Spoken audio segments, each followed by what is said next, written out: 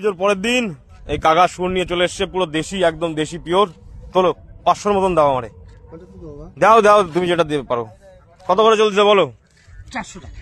400 টাকা, পুরো দেশি দেশি শুয়োর একদম। কিন্তু তেল তো বেশি দাদু। বলছি একটা হাট দেবো না? হাট দেবো, হাড় দিও না তুমি, তেল একটু কমাও, অত তেলের মাল নেওয়া যাবে না।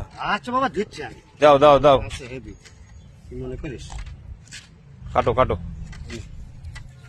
ও এটা আছে? হ্যাঁ, বড় একটা হাড় বাঁধাই দিয়েছো মনে না হয়। না না, এটা কত করে যাচ্ছে, কত করে?